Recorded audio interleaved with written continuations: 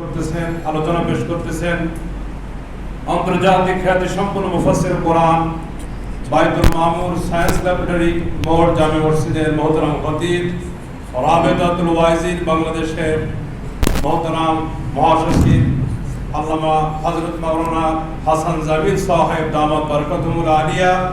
আমি হযরতকে আমাদের উদ্দেশ্যে মূল্যবান নসিহত পেশ করার জন্য সবিনয়ে অনুরোধ জানাচ্ছি।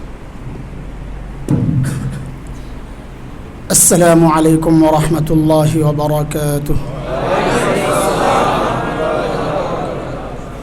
سبحانك لا علم لنا إلا ما علمتنا إنك أنت العليم.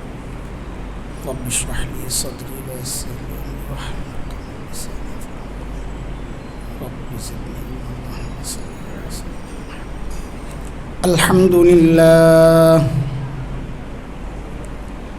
الحمد لله نحمده ونستعينه ونستغفره ونؤمن به ونتوكل عليه ونعوذ بالله من شرور أنفسنا ومن سيئات أعمالنا. من يهده الله فلا مضل له ومن يضلله فلا هادي له. وأشهد أن لا إله إلا الله وحده لا شريك له. وأشهد أن سيدنا وسندنا وحبيبنا ومولانا محمدا عبده ورسوله. اللهم صل على محمد وعلى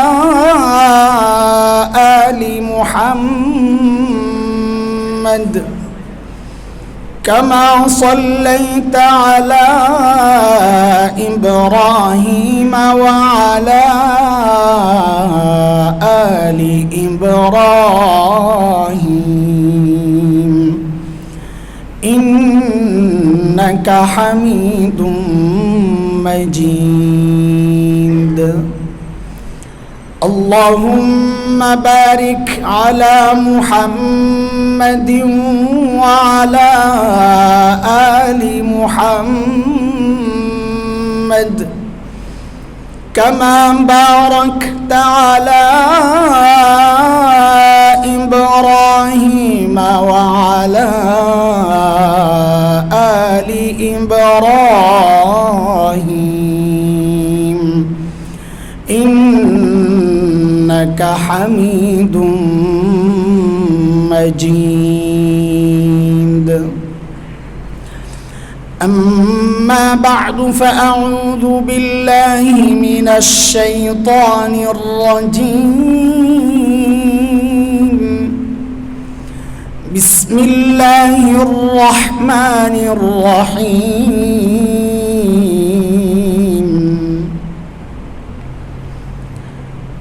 يا أيتها النفس المطمئنة ارجعي إلى ربك راضية مرضية فادخلي في عبادي وادخلي جنتي.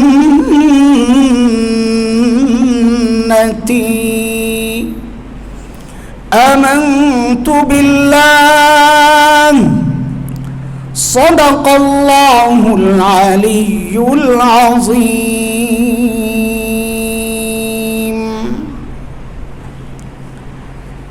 আজকের এই সুন্দর मुबारक मजलिसे उपस्थित हजरात उलमाए किराम, मुरब्बियान आज़म, দূর দূরান্ত থেকে আগত ইসলাম প্রিয় সুধী সমাজ, আলহামদুলিল্লাহ, আল্লাহ সুবহানাহু ওয়া তাআলার অশেষ মেহেরবানি যে মালিকের রহম করম আর দয়ায় দিনই এই মজলিসে আমাদের আসার বসার তৌফিক হয়েছে। আলহামদুলিল্লাহ, এটা এমনিতেই হয় নাই, মালিক চেয়েছেন, তিনি আমাদের উপর খুশি, এই জন্যে মালিকের এই নিয়ামতে আমরা ধন্য হয়েছি। কেউ চাইলেই দিনের উপর চলতে পারে না, আর আল্লাহ তাআলা দিন বুঝা, দিন মানা, দিন শেখার মানসিকতা যাকে দান করেন, তো আল্লাহ তাআলা বলেন ওই ব্যক্তি আমার স্পেশাল নূরের আওতায় থাকে। সূরা জুমারে আসছে, মালিক বলেন أفمن شرح الله صدره للإسلام فهو على نور من ربه فويل للقاسية قلوبهم من ذكر الله أولئك في ضلال مبين।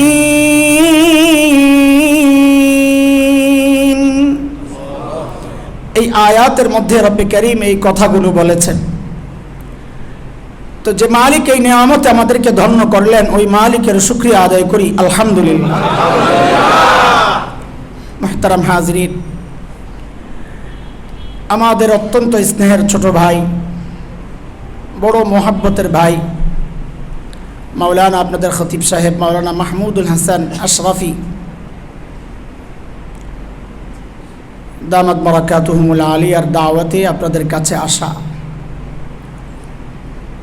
আর 10টা ওয়াজ মাহফিলের যে ধরন মাকসাদ, এইরকম খাস মজলিসগুলোর ধরন আর মাকসাদ এক হয় না, বলার ধরনও ভিন্ন হয়ে যায়, ফায়দাও ভিন্ন। আমার উপলব্ধি হচ্ছে গতানুগতিক ওয়াজ মাহফিলের চেয়ে এইরকম ঘরোয়া ইসলাহি মজলিসগুলোর ফায়দা অনেক অনেক বেশি, কোনো সন্দেহ নাই। তো আলহামদুলিল্লাহ, যিনি আপনাদের জন্য আয়োজন করেছেন তাকেও মোবারকবাদ। আপনারা কষ্ট করে এসছেন, বসছেন, আপনাদেরকেও মোবারকবাদ। আমাদের এই বসাটা, এটাও আল্লাহর জন্য, আল্লাহর পক্ষ থেকে একটা আমাদের জন্য নিয়ামত। এই একসাথে বসার কারণে ইতিমধ্যে আমরা আল্লাহর খাস প্রিয় বান্দাদের 4টা শ্রেণী আছে, ওই শ্রেণীর মধ্যে ইতিমধ্যে ঢুকে গেছি। হাদিসে কুদসি, হাদিসে কুদসি মানে বক্তব্য আল্লাহর, কোরআনও আল্লাহর বক্তব্য, বাকি কোরআনের শব্দগুলোও আল্লাহর পক্ষ থেকে। আর হাদিসে কুদসি মানে বক্তব্য আল্লাহর, কিন্তু কথামালা সাজিয়েছেন নবী আলাইহিস সালাম, নিজের জবানে নিজের কথা দিয়া নবী আল্লাহ তাআলার কথাগুলো জানিয়েছেন, কথা আল্লাহরই। তো আল্লাহ তাআলা বলেন ওয়াজাবাত মুহাব্বতি লিল মুতাহাব্বিনা ফিয়া ওয়ালিল মুতাজালিসিনা ফিয়া ওয়ালিল মুতাজাবিরিনা ফিয়া ওয়ালিল মুতাবাযিলিনা ফিয়া। আল্লাহ তাআলা বলেন 4 শ্রেণীর মানুষকে ভালোবাসা আমি আল্লাহর জন্য জরুরি হয়ে যায়। আমি ভালোবাসি এমনটা না, আমি ভালোবাসি এরকম বহু মাসআলা, বহু বিষয় আছে, কিন্তু এই জায়গায় আল্লাহ বলেন ওয়াজাবাত মুহাব্বতি, আমার মুহাব্বত, আমার ভালোবাসা ওই মানুষদের জন্য ওয়াজিব হয়ে যায়, অবশ্যই হয়ে যায়। আমি অবশ্যই অবশ্যই ভালোবাসি কয় শ্রেণী?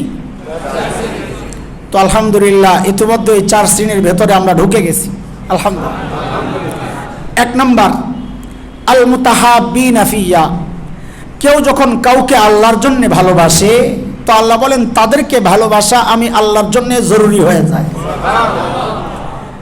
তো কাউকে ভালোবাসলে তাকে বলে দেওয়া, আমিও আপনাদেরকে বলে দেই, আমি আপনাদের সবাইকে আল্লাহর জন্য ভালোবাসি। এই সুবহানাল্লাহ আর আলহামদুলিল্লাহ বলার জিনিস না, পাল্টা আরেকটা বলতে হয়। কি বলে? হ্যাঁ, জবাবে ঠিকমতো বলা। আজকে বয়ানে ছুটে গেছে আমার এই একটা বিষয়, আজকে মসজিদে এই যে এখন মনে পড়ছে, আমরা যখন সালাম পাঠাই কারো কাছে যে অমুকেরা আমার সালাম পৌঁছায়া দিয়েন, তো যখন বলে অমুকে আপনাকে সালাম পাঠাইছে, বলে আচ্ছা মাশাআল্লাহ। আরে সালামের জবাব কি আচ্ছা আর মাশাআল্লাহ নাকি? জবাব যে কি দিব ওইটাও আমরা বুঝি না, জানি না। কেউ যখন বলে আমি আপনাকে আল্লাহর জন্য ভালোবাসি, তো আমাদের যারা জানি তাদের মধ্যে প্রচলন হচ্ছে আমরা বলি আমিও আপনাকে আল্লাহর জন্য ভালোবাসি, তাই না? কিন্তু নবী আলাইহিস সালাম বলেছেন যে কেউ যখন বলবে আমি আপনাকে আল্লাহর জন্য ভালোবাসি, তো তাকে বলা আহাব্বাকাল্লাহুল্লাযী আহবাবতানি লাহু, যে আল্লাহর জন্য আপনি আমাকে ভালোবাসেন ওই আল্লাহও যেন আপনাকে ভালোবাসে, এইটা বলা। তো এই জন্যে আমি আবারও বলি, সুন্নত আদায় হয়ে যাক, আমি আপনাদের সবাইকে আল্লাহর জন্য ভালোবাসি। যে আল্লাহর জন্য আপনি আমাদেরকে ভালোবাসেন ওই আল্লাহও যেন আপনাকে, হ্যাঁ শুদ্ধ করে বলি, যাই বলি শুদ্ধ বলি। এক শ্রেণীতে ঢুকলাম।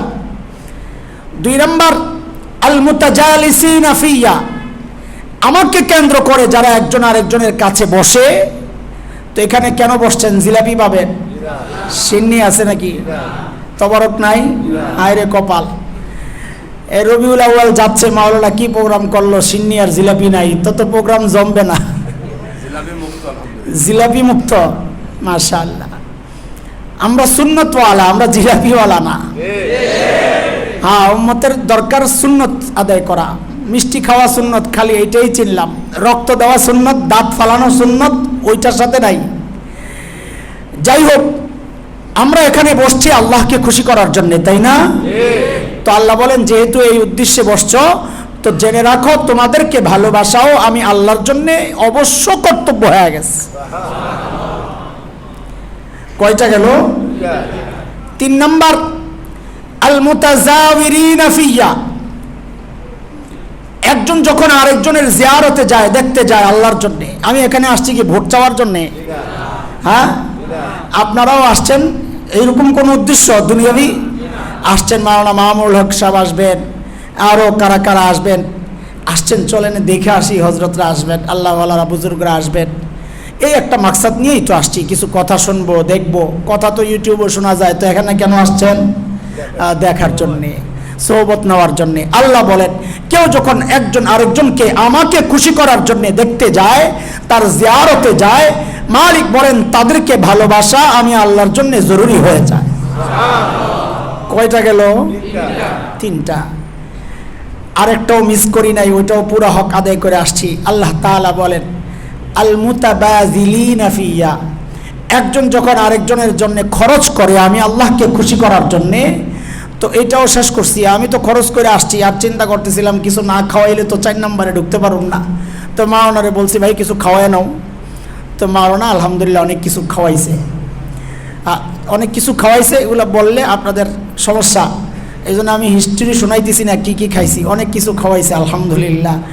তা আমিও খরচ করে আসছি, আয়োজকরাও খরচ করছেন, পাল্টাপাল্টি খরচ হয়ে গেছে দিনের জন্যে। কিসের জন্যে?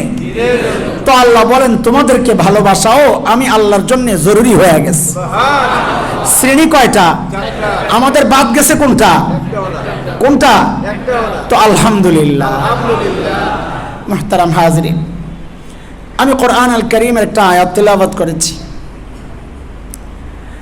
আল্লাহ তৌফিক দিলে এই আয়াতের উপর কিছু কথা বলবো, আমার নিজের হেদায়েতকে সামনে রাখা। আপনারা যারা বসছেন, আমি এমনটি ভাবি না যে আপনারা আমার চেয়ে অধম, আপনাদেরকে বুঝানোর জন্য বসছি। হাকিমুল উম্মত হযরত মাওলানা আশরাফ আলী থানভী রহমতুল্লাহ আলাইহি বলেছেন, কেউ যদি বয়ানের সময় ভাবে যে আমি তাদের চেয়ে উত্তম, এই জন্য আমি বয়ান করতেছি, তার জন্য বয়ান করা জায়েজ নাই। আলোচনা, পারস্পরিক আলোচনা করলে নিজের হেদায়েত আসে, নিজের আমলের উৎসাহ জাগে। গতকাল এক প্রোগ্রামে গতকালকের হিস্ট্রি শোনাইতেছি, মিসওয়াকের ফায়দার আলোচনা এক প্রসঙ্গে আসছে। তো টয়লেটে ঢুকছি তাড়াহুড়া, অজু করা, জামাত ধরতে হবে। তো হঠাৎ মাথায় আসছে, মাত্র ওয়াজ করে আসলাম, দুনিয়ার কেউ দেখতেছে না, কিন্তু যার দেখা দরকার তিনি তো দেখতেছেন। তো তাড়াহুড়া থাকলেও পকেট থেকে মেসওয়াকটা বের করছি যে না, আমি মাত্র বইলে আসলাম, আমারই আমল না থাকলে কেমন হয়, তো একটু মেসওয়াক করে তারপর ওযু করছি। এটা হলো আমার বয়ানের মাকসাদ, যেন বলতে বলতে নিজের মধ্যেও আমল চলে আসে। ফায়দা যদি আপনাদেরও হয় আলহামদুলিল্লাহ। আমি যে আয়াতে কারিমা তিলাওয়াত করেছি, আল্লাহ তাআলা বান্দাদেরকে ডাক দিচ্ছেন, নেককারদেরকে, ইয়া আইয়াতুহান নাফসুল মুতমাইন্নাহ, ও মুতমাইন নফস। মুতমাইন নফস কাকে বলে? একটা লম্বা ব্যাখ্যা আছে, ওই ব্যাখ্যার দিকে আমি যাচ্ছি না, সহজে বুঝেন। দুনিয়ায় যে বান্দা আল্লাহর ইচ্ছাকে নিজের ইচ্ছা বানায়, আল্লাহর চাওয়াকে নিজের চাওয়া বানায়, আল্লাহর পছন্দকে নিজের পছন্দ বানায়, আল্লাহর অপছন্দকে নিজের অপছন্দ বানায়, ওই নফস, ওই ব্যক্তি হচ্ছে মুতমাইন নফস। সোজা কথা। তো আল্লাহ ওই মুতমাইন নফসকে ডাক দিচ্ছেন, ইরজিই, ফেরত আসো। এই ডাক আল্লাহ কখন দেন, কখন দিবেন? মুফাসসিরদের অনেক বক্তব্য আসছে। আমাদের হাকিমুল ইসলাম কারি তৈয়ব রহমতুল্লাহ আলাই, যিনি দারুল উলুম দেওবন্দ মাদ্রাসার প্রায় 50 বছরের প্রিন্সিপাল, লম্বা সময় তিনি দায়িত্বে ছিলেন, বড় বুজুর্গ, কারি তৈয়ব রহমতুল্লাহ আলাই বলেছেন যে এই ডাকটা আল্লাহ তাআলা জান্নাতি বান্দা, নেককার বান্দার, যিনি মৃত্যু পথযাত্রী, জীবন সায়ান্নে উপনীত, ওই সময় আল্লাহ দিবেন। কিন্তু দেওয়ার আগে আরেকটু বিষয় আছে। কি সেটা? যে আল্লাহ তাআলা যখন কোনো জান্নাতের মেহমানকে দুনিয়া থেকে ডেকে নেওয়ার সিদ্ধান্ত নেন, তো আল্লাহ মালাকুল মউতকে তার কাছে যখন পাঠান, একা পাঠান না। এটা জান্নাতি ওই মেহমানের সম্মান, ইজ্জত, সাথে জান্নাত থেকে আরো কিছু ফেরেশতা তার সঙ্গী হয়, মালাকুল মউতের সঙ্গী হয় মেহমানকে আগায় নেওয়ার জন্য। তো এখন হঠাৎ করে যদি ফেরেশতারা আসে রূহ কবজ করার জন্য, জান কবজ করার জন্য, তো মৃত্যু পথযাত্রী ভয় পেয়ে যেতে পারে।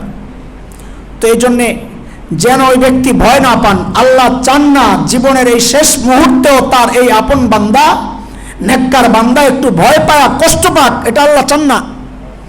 তো কি করবেন? হাদিসে আসছে, ওই বান্দা দূর থেকে দেখতে থাকেন, তার দিকে একটা আলো আসতেছে ধীরে ধীরে, বড় চমৎকার দেখতে, সে এক নজরে তাকায়া থাকে, কি এটা এত চমৎকার। তো ধীরে ধীরে যখন তার কাছে আসে, তখন সে বুঝতে পারে সুন্দর চেহারাওয়ালা মানুষের আকৃতির কেউ। তো ফেরেশতারা এসে তাকে ডাকতে থাকে, এই বের হও, বের হও। কি বলে ডাকে ওইটাও হাদিসে আসছে। নবী আলাইহিস সালাম বলেন, ফেরেশতারা ডাকতে থাকেন, ইয়া আইয়াতুহান নাফসুল মুতমাইন্নাহ কানাত ফিল জাসাদিত তাইয়িব উখরুজি ইলা রূহিন ওয়া রাইহান ওয়া রাব্বি গায়রি গাব্বান। ও মুতমাইন নফস, এতদিন তুমি পবিত্র শরীরের ভেতরে ছিলা,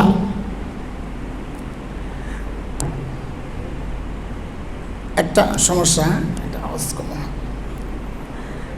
এতদিন তুমি পবিত্র শরীরের ভেতরে ছিলা, আজকে তুমি বের হয়ে আসো, ওই শরীর থেকে বের হয়ে আসো।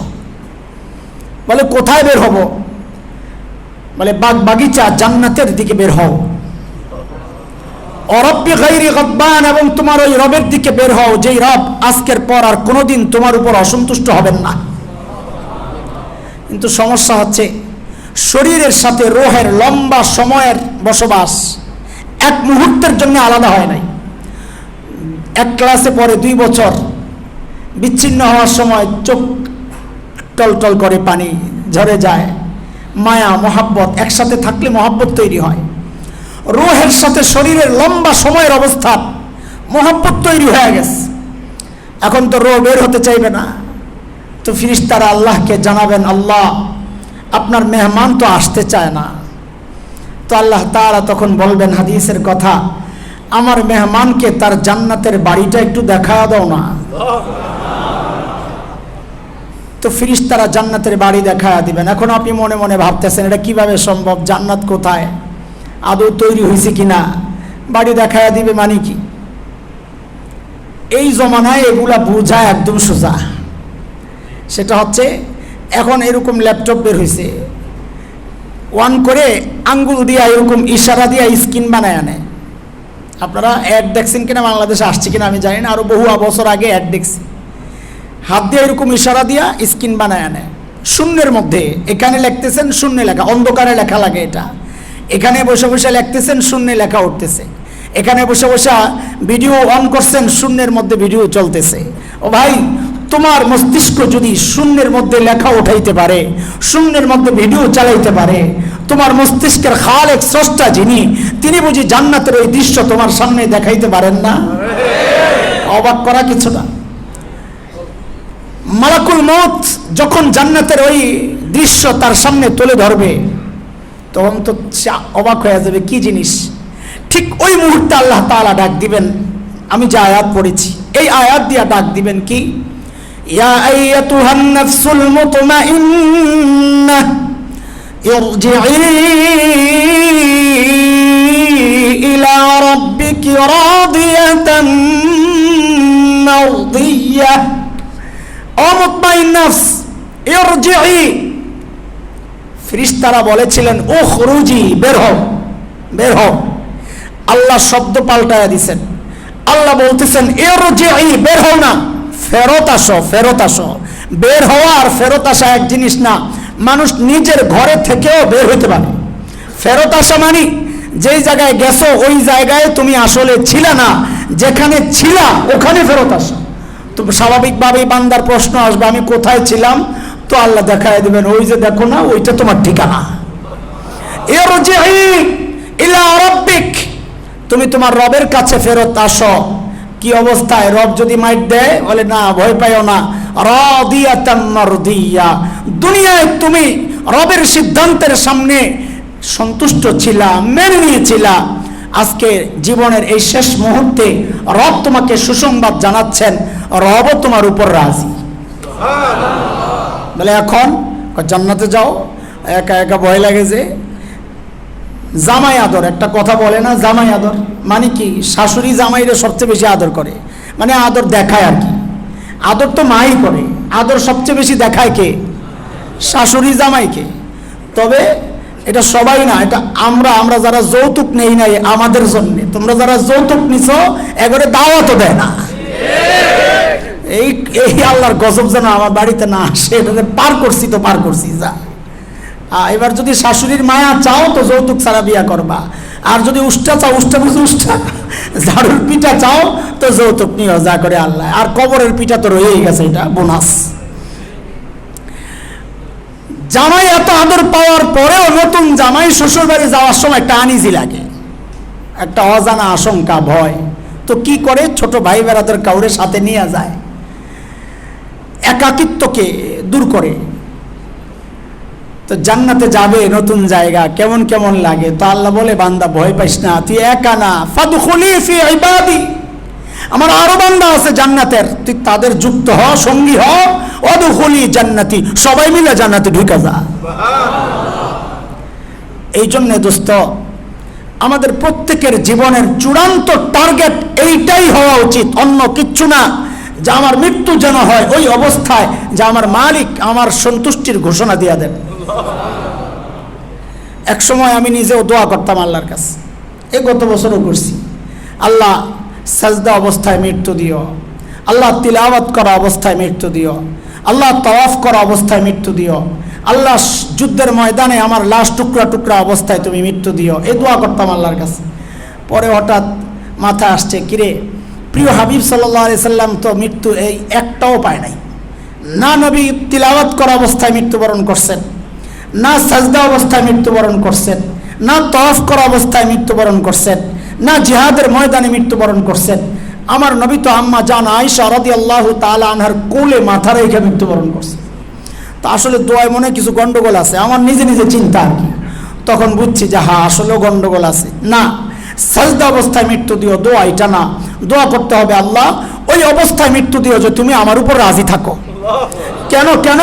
কারণ আমি সাজদা অবস্থায় মৃত্যুবরণ করলাম, আমার মালিক আমার উপর রাজি না, ওই সাজদার কোনো দাম নাই। আমি তিলাওয়াত করা অবস্থায় মৃত্যুবরণ করলাম, মালিক রাজি না, ওই তিলাওয়াতের কোনো দাম নাই। আমি বয়ান করতে করতে মৃত্যুবরণ করলাম, আমার মালিক রাজি না, ওই বয়ানের কোনো মূল্য নাই। তওয়াফের কোনো মূল্য নাই। আমি বিছানায় শুয়ে শুয়ে মৃত্যুবরণ করছি, রাস্তায় হাঁটতে হাঁটতে মৃত্যুবরণ করছি, কথা বলতে বলতে মৃত্যুবরণ করছি, কিন্তু আমার মালিক আমার উপর রাজি, তো আমি পায়া গেলাম জান্নাত। এই জন্য আমাদের জীবনের সকলের টার্গেট একটাই হওয়া উচিত, আমার মৃত্যু যেন হয় ওই অবস্থায় যে আমার মালিক আমার উপর রাজি। এটা কি খালি বললেই হবে না, কিছু করা লাগবে? না আমি চাইলেই কাজ অর্ধেক হয়ে গেছে। রাস্তায় এক ভিক্ষুক পাগল আর কি, মাথায় একটু সমস্যা, লাফাইতে লাফাইতে হাঁটতেছে আর হাসতেছে। কিরে ভাই কি সমস্যা তোর? বলে আজকে বহুত খুশির খবর আছে একটা। কি খুশির খবর? যে এমপি সাহেবের মাইয়ার সাথে আমার বিয়া ঠিক। আরে পাগল, আগে খালি পাগল জানতাম, এখন দেখি পাগলের মাথা খারাপ, ডবল পাগল। এত হাইসো না মিয়া, কাজ অর্ধেক কাম শেষ, অর্ধেক কাজ বাকি, অর্ধেক হয়ে গেলে তো বিয়া কমপ্লিট। বলে অর্ধেক কাজ শেষ মানে? বলে বিয়ার মধ্যে তো দুই পক্ষের সন্তুষ্টি লাগে, এক পক্ষ আমি তো রাজি, আরেক পক্ষ রাজি হয়ে গেলেই তো কাম শেষ। আমরাও চাই ওই রকমই যে আল্লাহর উপর রাজি থাক, কিন্তু আল্লাহ দুই শব্দ বলেছেন, রাদিয়া মারদিয়া। দুনিয়ার জিন্দেগিতে তুমি রাজি থাকবা, মৃত্যুর সময় আমার সন্তুষ্টির সুসংবাদ দিয়া। কিছু করা লাগবে না এমনি? হ্যাঁ, এটাই আজকের বয়ানের খোলাসা কথা, মূল কথা, যে আমাদের মালিককে রাজি করা লাগবে। দুইটা জিনিস, একদম শুরু থেকে শেষ পর্যন্ত যতদূর সময় আছে, শুরু থেকে শেষ পর্যন্ত একদম সিরিয়াল মতো কথাগুলো শুনবেন। মনে রাখার জন্য আমিও চেষ্টা করব সহজ করে বলার জন্য, কেন যেন আমল করা সহজ হয়। আমাদের বয়ানের মূল কথা এটাই যে আমরা মালিককে রাজি করব, মালিককে রাজি রাখব। আজকের বয়ানের এটাই কথা, মালিককে রাজি, মালিককে রাজি, আরেকটা হচ্ছে মালিককে রাজি খালি করলে হবে না, রাজি রাখতেও হবে। করলাম অসন্তুষ্ট হয়ে গেলেন, তাইলে লাভ হইল? মালিককে রাজি এবং রাজি, মালিককে রাজি কেমনে করব? নেক আমলের মাধ্যমে। এটা লম্বা আলোচনা করব না, সময় কম। আসলে আমাদের মূল একটাই, মালিককে কিভাবে রাজি রাখবো। মালিক তো আমাদের উপর আগের থেকেই সন্তুষ্ট ছিলেন। আমরা সবাই যখন জন্ম নিয়েছি মালিক আমাদের উপর অসন্তুষ্ট ছিলেন না, কারণ তখন তো আমরা সবাই মুসলমান ছিলাম। কুল্লু মাউলুদিন ইউলাদু আলাল ফিতরা ফাআবাওয়াহু ইউহাউইদানিহি আও ইউনাসসিরানিহি আও ইউমাজ্জিসানিহি। নবী আলাইহিস সালাম বলেন, প্রত্যেকটা শিশু তাওহীদের উপরেই জন্ম নেয়, কিন্তু তার বাবা মা, তার পরিবার, তার পরিবেশ কাউকে ইহুদি বানায় ফেলে, নাসারা বানায় ফেলে, মাজুসি, মূর্তি পূজারী, অগ্নি পূজারী বানায় ফেলে। জন্ম কিন্তু হয়েছে তাওহীদের উপর। তো মালিক তো রাজি ছিলেন। অসন্তুষ্ট কখন হলেন? যখন আমি গুনাহ করা শুরু করলাম। যখন আমি গুনাহ করা শুরু করলাম, তখন মালিক ধীরে ধীরে আমার উপর অসন্তুষ্ট হওয়া শুরু হয়ে গেল। দোস্ত, এই জন্য আমাদের আজকের কাজ একটাই, আজকের বয়ান শুনবো যখন একটাই, সেটা হচ্ছে কি করে মালিককে রাজি করব। মনে থাকবে ইনশাআল্লাহ? কাজ কি? মালিককে রাজি কি করে রাখবো? কাজ কি? কাজও একটাই, একদম সহজ করে বলতেছি। গোড়ার কথা হচ্ছে সকলের জীবনের টার্গেট হওয়া উচিত আমার মৃত্যু যেন হয় মালিকের সন্তুষ্টি নিয়ে। এটা হচ্ছে গোড়ার কথা। বলে সন্তুষ্টি মালিককে কিভাবে রাখবো, এটা হচ্ছে দ্বিতীয় কথা। কিভাবে রাখবো? 3 নম্বর কথা হচ্ছে কাজ একটাই, মালিককে রাজি রাখার একটাই ব্যবস্থা, সেটা হচ্ছে গুনাহ ছেড়ে দিন। বলেন তো, মালিককে রাজি কিভাবে, মালিককে রাজি কিভাবে রাখবো? গুনাহ ছেড়ে দেব। গুনাহ করলে মালিক নারাজ হয়ে যান, অসন্তুষ্ট হয়ে যান। এই পর্যন্ত মুখস্থ হয়েছে পড়া। এইবার আসেন, অনেক ভাই আছেন, বিশেষ করে যুবকদের সাথে আমাদের সম্পর্ক বেশি, তো বারবারই একই কথা আসে যে হুজুর গুনাহ ছাড়তে চাই, পারি না। অনেকের দিলের ইচ্ছা যে গুনাহ ছেড়ে দিয়ে ভালো হয়ে যায়, পারি না হুজুর, গুনাহ ছাড়তে চাই, পারি না। তো আলহামদুলিল্লাহ আমাদের বড়রা আমাদের উপর দয়া করছেন, কোরআন হাদিস ঘেঁটে ঘেঁটে দামি দামি কিছু তরিকা আর পদ্ধতি আমাদের সামনে পেশ করছেন। কেন? যেন এইভাবে চললে আমার গুনাহ ছেড়ে দেওয়া সহজ হয়ে যায়। এইরকম 3-4টা পদ্ধতি, যতটুকু সময় থাকে, অনেক পদ্ধতি, 3-4টা পদ্ধতি আপনাদের সামনে পেশ করতে চাই, যে পথে চললে আমাদের গুনাহ ছেড়ে দেওয়া কি হয়ে যাবে। গুনাহ কেন ছাড়বো? আল্লাহকে রাজি রাখার জন্য। গুনাহ কেন ছাড়বো? আল্লাহকে রাজি। গুনাহ ছাড়বো কেমনে? সহজ রাস্তা কি বলে বলতেছি। এক নম্বর রাস্তা গুনাহ ছাড়ার, মনোযোগ আছে? আলহামদুলিল্লাহ, মাশাআল্লাহ। গুনাহ ছাড়ার এক নম্বর রাস্তা হচ্ছে, ভাই, আল্লাহ সুবহানাহু ওয়া তাআলা আমাদেরকে তার রহমতের ছাতা দিয়ে ঢেকে রাখছেন। কেন? যেন দুনিয়ার বিপদ আপদ আমাদেরকে স্পর্শ না করে। এটা আমার কথা না, আমি ছাতাটা বলেছি বুঝানোর জন্যে। বাকি রহমত দিয়ে আল্লাহ আমাকে ঘিরে রাখছেন, এটা কোরআনের কথা। আমাদের কথাগুলো আমরা ওই হাওয়াই কথা বলবো না আপনাদেরকে, আল্লাহ মাফ করুক। আমি কোরআন দিয়েই আপনাদেরকে দলিল দিয়ে দিই। আমার হাতে সময় কম, না হয় প্রত্যেকটা কথার পেছনে কোরআনের আয়াত লাগাইতাম আমি। কথার ওজন বাড়ে, নূর হয় ওই কথার মধ্যে, আল্লাহর কালাম ঢুকাইয়া দিলে। গল্প কিস্সা কাহিনী শোনাবো না, সময় আসলে একটা গল্প শোনাইতে পারি, বাস্তব গল্প, আমার গল্প, যদি টাইম পাই আর কি, না পাইলে ওইটাও বাদ। আর বাকি যা শুনবো ইনশাআল্লাহ কোরআনের কথাগুলোই শুনবো ইনশাআল্লাহ। আল্লাহ তাআলা রহমতের ছাতা দিয়ে আমাদেরকে ঢেকে রাখছেন। আবারও বলি, ছাতাটা আমি বাড়াইছি বুঝানোর জন্যে। আল্লাহ তার রহমত দিয়া সব বান্দারে ঢেকে রাখছেন। মালিক বলেন, লাহু মুআক্কিবাতুন মিন বাইনি ইয়াদাইহি ওয়া মিন খালফিহি ইয়াহফাযুনাহু মিন আমরিল্লাহ ইন্নাল্লাহা লা ইউগাইয়িরু মা বিকওমিন হাত্তা ইউগাইয়িরু মা বিআনফুসিহিম। আল্লাহর ফেরেশতারা আমাকে ঢেকে রাখছেন। আল্লাহ বলেন, তুমি যদি ওই ছাতা ফুটা করো, উলামায়ে কেরাম বুঝবে তরজমা একরকম, আপনাদেরকে সহজে বোঝানোর জন্য আমি বলতেছি আরেক রকম। আল্লাহ বলতেছেন, ইন্নাল্লাহা লা ইউগাইয়িরু মা বিকওমিন হাত্তা ইউগাইয়িরু মা বিআনফুসিহিম। মানুষ নিজের ভাগ্য নিজে না পাল্টাইলে আমি পাল্টাই না, নিজের হাতেই করে। মানে কি? ছাতা দিয়ে আমার রোদ আটকায়, বৃষ্টি আটকায়, কিন্তু আমি যদি একটু ফুটা করি, রোদ ঢুকবে, বৃষ্টি ঢুকবে। কতটুকু ঢুকবে? ফুটা যতটুকু। কতটুকু ঢুকবে? ফুটা যতটুকু। ছোট ফুটা, বৃষ্টি ঢুকবে অল্প, বড় ফুটা, বৃষ্টি ঢুকবে বেশি। তো আল্লাহ তাআলা বলতেছেন, আমি তো রহমতের ছাতা দিয়া তোমাদেরকে ঢেকে রাখছি, যেন দুনিয়ার বিপদ তোমাকে গ্রাস না করে, তুমি আক্রান্ত না হও। ইন্নাল্লাহা লা ইউগাইয়িরু মা বিকওম হাত্তা ইউগাইয়িরু মা বিআনফুসিহিম।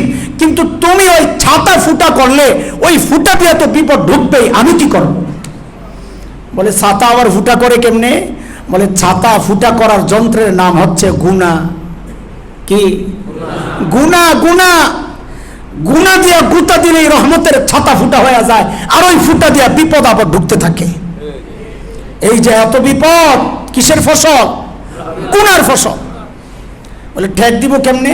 আচ্ছা, এটা বোঝানোর জন্যে আপনাদেরকে আরেক জায়গায় নিয়ে যাই। আবার আসবো, জায়গায় আসবো, ভাইবেন না যে কই জায়গা, আমি আবার জায়গায় গোড়াত ঘুরে আসবো ইনশাআল্লাহ।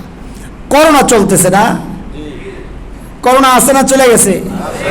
আছে, কিন্তু আপনাদের তো মুখোশ টুকুশ নাই দেখা যায়। আমার এলাকায় বেশি মুখোশ, ধানমন্ডি 3টা-4টা করে লাগায়, কোনো ফাঁক রাখতে রাজি না, যেন কোনোভাবে করোনা ঢুকে না যায়। হাতে গ্লাভস, মাথায়ও টুপি লাগায়। যেই মানুষটারে সারা জিন্দিগি বুঝাইলাম যে আপনার বউরে পর্দা করতে বলেন না কেন, বোরকা পড়তে বলেন, রাজি না, এখন দেখি নিজে বোরকা পড়ে। কিরে ভাই, আবার বোরকাও কি, সেটা কাপড়ের বোরকা না প্লাস্টিকের বোরকা? কিসের বোরকা? প্লাস্টিকের বোরকা পরে ঘুরে, অথচ বউরে বোরকা পরায় না। করোনার এমন ভয় পাইছে পাবলিক, তো এখন একটু স্বস্তির নিঃশ্বাস ফেলতেছে। কি? ভ্যাকসিন আসতেছে, কিন্তু সমস্যা হলো বাজারজাত করা যাচ্ছে না। কেন? বলে করোনা এক আজীব চরিত্রের। বলে কি জন্যে? করোনারে গবেষণা কইরা, কথার কথা, ডাক্তাররা গবেষণা করে দেখছে এটা একটা বুড়া মহিলা, কথার কথা। তো বুড়া মহিলার পোশাক বানাইছে, মানে ওইটা গবেষণা অনুযায়ী ভ্যাকসিন বানাইছে। যেই না পোশাক পরাইতে গেছে, যায় দেখা এটা তো একটা জুয়ান পোলা। ঠিক আছে, আগের গবেষণা বাদ, নতুন গবেষণা করে জুয়ান ছেলের মাপটা নিয়া এখন জুয়ান ছেলের পোশাক বানাইছে, বানায় পড়াইতে যায় দেখা এটা দেখে একটা পিচ্ছি। এই পর্যন্ত করোনা 300 বারের উপরে তার রূপ চেঞ্জ করছে। কি ভ্যাকসিন বানাইবো গোরাটি? চায়না ভ্যাকসিন বের করছে, রাশিয়া বের করছে, দাদারাও বের করছে। আমি জিজ্ঞেস করি আপনাদেরকে, ভ্যাকসিন কোনটা লাগাবেন? আরশেরটা না ভারতেরটা? মাশাআল্লাহ, আল্লাহ তাআলা বলে এরা তো একটার ভ্যাকসিনও বের করতে পারে না, আমি আমার বান্দার জন্য যত আযাব আর গজব আছে সব কিছুর জন্য একবার ভ্যাকসিন পাঠিয়ে দিছি। ভ্যাকসিন কয়টা? দুইটা। কয় ভ্যাকসিন? আল্লাহ প্রদত্ত ভ্যাকসিন কয়টা? কোরআনের কথা, আমার বানানো কথা না, কোরআনে আসছে। আল্লাহ বলতেছেন ওমা কানা আল্লাহু লিউআযিবাহুম ওয়া আনতা ফীহিম ওমা কানা আল্লাহু মুআযিবাহুম ওয়া হুম ইস্তাগফিরুন। এক নম্বর ভ্যাকসিন হচ্ছে নবী আপনি নিজে, মুহাম্মদুর রাসূলুল্লাহ সাল্লাল্লাহু আলাইহি সাল্লাম নিজেই একটা ভ্যাকসিন। বলে নবী আপনি যতদিন থাকবেন আপনার ইজ্জতে আমি এদেরকে আযাব দিয়া ধ্বংস করব না। Vaccine number 1। 2 নাম্বার, আপনি এখন মনে মনে ভাবতেছেন কপাল আমার, যাও পাইছি দুইটা, এর মধ্যে একটা গেল হাতছাড়া হইয়া, এরকম ভাবতেছেন, কারণ নবী তো নাই। ভয় পায়েন না, আমাদের বড়রা শুনিয়েছেন, ব্যাখ্যায় দিয়েছেন এই আয়াতের। নবী নাই তাতে কি, নবী আলাইহিস সালামের সুন্নত দিয়ে যদি কেউ জীবনকে সাজায় তো নবীর সুন্নতের সাথে থাকা মানে সে যেন নবীর সাথেই অবস্থান করতেছে। তো 1 নম্বর ভ্যাকসিন আছে, সুন্নতের জিন্দেগি বানান তো আল্লাহর আযাব ও গজব আসবে না ইনশাআল্লাহ। 1 নম্বর ভ্যাকসিন। 2 নম্বর ভ্যাকসিন ওমা কানা আল্লাহু মুআযিবাহুম ওয়া হুম ইস্তাগফিরুন। বান্দা যতক্ষণ ইস্তিগফার পড়বে, ইস্তিগফারের আমল চালাবে, তো আল্লাহ বলতেছেন আমি তাদেরকে কখনোই আযাব দিব না। 2 নম্বর ভ্যাকসিনের নাম কি? আরে ভাই কি বলবো, কথা অন্যদিকে যাবে গা, কিন্তু আমার খুব ইচ্ছা লাগতেছে কথাটা বলি। ইস্তিগফার এক বড় আজীব ওষুধ। আমরা ছোটবেলায় মিরপুর পড়ছি, আমি ছোটবেলায় ওই যে কারি সাহেব আমাদের ছোট ভাই হামিদুল হক ওর আব্বার কাছে একদম ছোটবেলায় আসছিলাম এই হরিরামপুর মিরপুরে, এই হরিরামপুর যে মাদ্রাসা আজাবাদ মাদ্রাসায় 86 সালে ওই সময় পড়ছি। তো আয় আল্লাহ, আল্লাহ মাফ করুক, আমাদের ওস্তাদরা আছেন সবাই আলহামদুলিল্লাহ, মুহতারাম হাজরিন। ওই সময় 1 নম্বর মাঝে মধ্যে দেখতাম, এখন আছে কিনা আমি এই এলাকায় এখন আসি না এই জন্য জানি না, আপনারা জানতে পারেন। সেটা হচ্ছে ওই যে মাজারের ডালে দেখতাম মাঝে মধ্যে বড় হারিকেনের মতো রেয়া ওষুধ হালুয়া বেছে, চারোদিক দিয়ে মানুষ দাঁড়াইতো। এটা গুলিস্তানেও দেখা যায়। অষ্টধাতুর আংটি বেছে, বাসের মধ্যে ওইটা। কোন কোন রোগের চিকিৎসা, মাথা ব্যথা নিয়ে পাও ব্যথা পর্যন্ত, আমাশা জ্বর যা আছে, সর্দি কাশি, সব এক ওষুধ। দেখছেন না আপনারা? ফাঁকিবাজি আর কি, ধোকাবাজি। এক হালুয়া দিয়ে সব কাম শেষ। ওইটা তো হলো ভণ্ডামি। কিন্তু একটা ওষুধ আসলেই এইরকম যেটা সব রোগের মহৌষধ, ওটার নাম হলো ইস্তেগফার। ওটার নাম কি? ওরা আজীব এক আমল এটা। হযরত হাসান বসরি রহমাতুল্লাহ আলাইহির কাছে এক লোক আসছে, আয়েশা বলতেছেন হযরত এলাকার ফসল তো সব নষ্ট হয়ে যাচ্ছে, একটু বৃষ্টির জন্য যদি হইতো ভালো হইতো, দোয়া করেন। তো হযরত হাসান বসরি আমল শিখাইয়া দিছে, যাও যাও যায়া ইস্তেগফার পড়ো বেশি বেশি, বৃষ্টি আসবে। চলে গেছেন। আরেক লোক আসছে, চাইয়া নিব। আরেক লোক আসছে, হুজুর ঋণ ঋণ ঋণ যায় না, যেগুলো আপনারা আমাদেরকে শোনান, একটু দোয়া করেন হুজুর, ঋণ যায় না, বড় মুসিবতে আছে। আচ্ছা, তা হাসান বসরির কাছে এসে এই কথাই বলছে, হুজুর বড় অভাবে আছে। তা হযরত হাসান বসরি বলেন বাসায় যায় বেশি বেশি ইস্তেগফার পড়ো। কদিন পর আরেক লোক আসছে, হুজুর বাচ্চা কাচ্চা নিয়ে আসি, বড় বিপদে। হযরত হাসান বসরি তাকেও চিকিৎসা দিয়ে দিয়েছেন, যাও যাও বেশি বেশি ইস্তেগফার পড়ো। কদিন পর আরেক লোক আসছে, হুজুর একটা বাড়ি বানাইতে চাই, পারতেছি না, দোয়া করেন। হাসান বসরি বলে যাও যাও বেশি বেশি ইস্তেগফার পড়ো। তো দরবারের খাদেম বলে হুজুর বুঝলাম না কিছু। আমি হইলে বলতাম কি ব্যাপার, এটা কি গুলিস্তানের হালুয়া নাকি হুজুর, সব রোগের একই ওষুধ। তা হযরত হাসান বসরিকে খাদেম এসে বলতেছে, হযরত যে আসে আপনি খালি চিকিৎসা ইস্তেগফার দিয়ে দেন। বলে এটা আমার প্রেসক্রিপশন না, এটা নবী নূহ আলাইহিস সালাতু ওয়াস সালামের ব্যবস্থাপত্র। উনি ইস্তেগফার এই এই কাজের জন্য দিবেন, আমিও দিলাম। আল্লাহ তাআলা নবী নূহের এই প্রেসক্রিপশনকে পছন্দ কইরা সূরা নূহের অংশ বানায়া, কোরআনের অংশ বানায়া নাজিল করে দিবেন। সুবহানাল্লাহ। আল্লাহ বলতেছেন ফাকুলতু ইস্তাগফিরু রাব্বাকুম ইন্নাহু কানা গফফারা ইউরসিলিস সামাআ আলাইকুম মিদরারা ويمددكم بأموال وبنين ويجعل لكم جنات ويجعل لكم أنهارا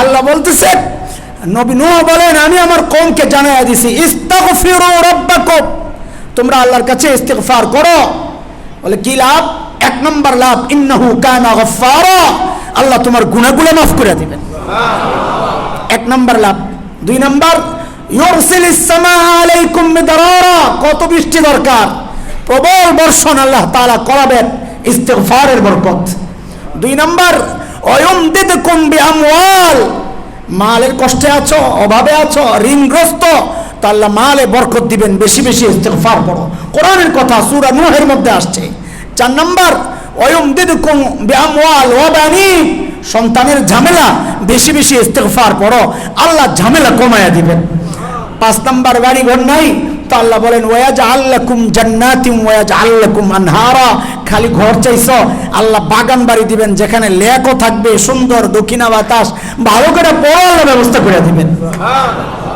এগুলা কার কথা ভাই আল্লাহ তো এটা বলছেন নবী বলেন এই একবারে শুনে রাখো যে ইস্তিগফারকে নিজের জীবনের অংশ বানায় নেয় লাজিম করে নেয় আল্লাহ তাকে সমস্ত বিপদ থেকে বাঁচায় দেন কেন ওই আবার জায়গাতে আসেন গোড়ায় আসেন আবার জায়গায় আসেন ওই যে গুনার কারণে ছাতা ফুটা হয়ে গেছে রহমতের ছাতা মনে আছে কথা রহমতের ছাতা ফুটা হয়ে গেছে এখন কি করা বলে ছাতা জোড়া লাগাও ফুটা বন্ধ করাও তো বিপদ আসা বন্ধ হবে বলে আরে এই ছাতা ফুটা কেমনে জোড়া লাগাবো রহমতের ছাতা তো দেখি না তো জোড়া লাগাবো কেমনে বলে হ্যাঁ ব্যবস্থা আছে রহমতের ছাতার ওই ফুটার মধ্যে ইস্তিগফার লাগায় তো কি লাগায় তো ইস্তিগফার দিয়া ওই রহমতের ফুটা ওই ছাতা যে ফুটা হয়েছে কি দিয়া গুনাহ দিয়া ওই জায়গায় ইস্তিগফার দিয়া জোড়া লাগায় দাও তো রহমতের ওই ছাতার ফুটা বন্ধ হয়ে গেলে বিপদ আসা বন্ধ হয়ে যাবে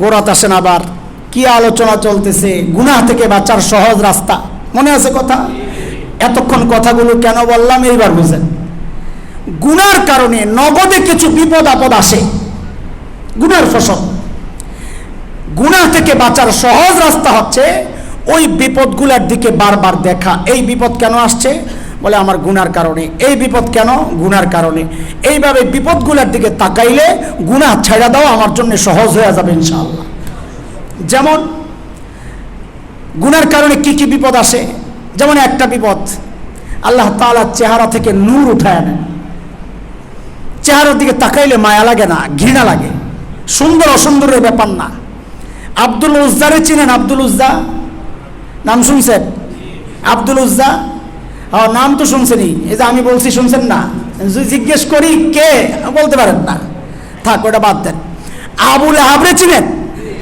এটা ভালো চিনেন না নবী সাল্লাল্লাহু আলাইহি সাল্লামের চাচা সূরা লাহাবের মধ্যে আল্লাহ যাকে ধিক্কার দিয়েছেন ওই আবু লাহাব চিনেন তো অথচ আব্দুল উজ্জা চিনলেন না আরে আবু লাহাবের নাম তো আবু লাহাব না আবু লাহাবের নাম তো আব্দুল উজ্জা অথচ নামই চিনেন না চিনতেছেন আবু লাহাব আবু লাহাব তার নাম না আবু লাহাব মানে কি লাহাবুল আগুনের স্ফুলিঙ্গ আবু মানি ওয়ালা মানে লাল চেহারাওয়ালা ছিল যেন চেহারা দিয়ে আগুন ঝরে এই জন্য তাকে বলা হয় আবু লাহাব সোজা বাংলা তর্জমা হইল লাল্লু লাল্লু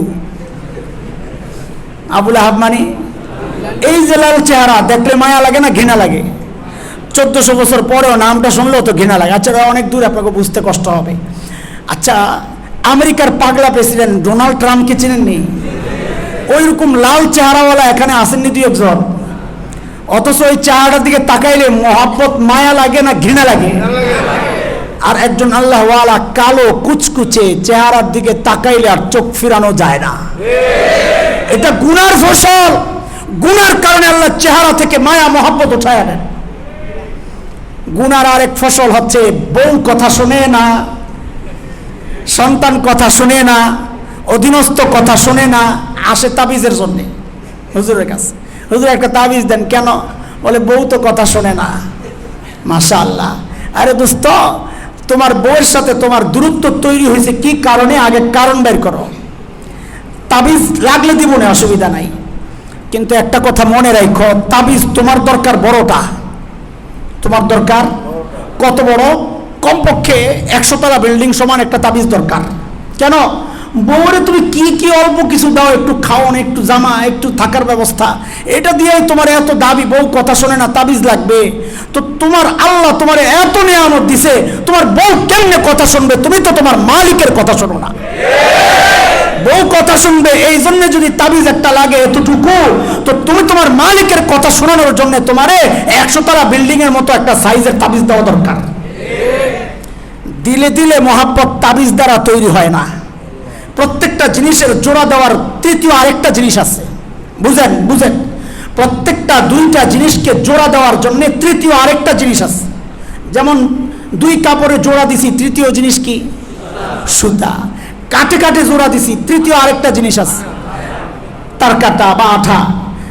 এটা জোড়া দিছি, তৃতীয় আরেকটা জিনিস আছে, ইট সিমেন্ট বালু। এইরকম লোহায় লোহায় জোড়া দিছি, তৃতীয় জিনিস হলো আগুন। আগুন দিয়ে জ্বালায় দুইটাকে জোড়া দিয়ে দিছি। দুই দিলকে জোড়া দেওয়ার জন্য তৃতীয় আরেকটা বস্তু আছে। ওইটা কি? ওটা আমি আপনি নির্দিষ্ট করলে হবে না, মালিক জানায়া দিছেন। সূরা মারিয়ামের শেষ দিকে আসছে, আল্লাহ বলতেছেন, ইন্নাল্লাযীনা আমানু ওয়া আমিলুস সালিহাত সায়াজআলু লাহুমুর রাহমানু উদ্দা। যারা নেক আমল করে, ইমানদার যদি নেক আমল করে, আল্লাহ বলেন তাবিজ লাগবে না, তাদের দিলে দিলে আমি আল্লাহ জোড়া লাগাই দেব, মহাব্বত তৈরি করে দেব। আল্লাহ বলতেছেন মহাব্বত তৈরি হয় না কেন? বলে আমার টাকা আছে, বউরে দামি একটা শাড়ি দিলেই দেখবো সব ঠিক।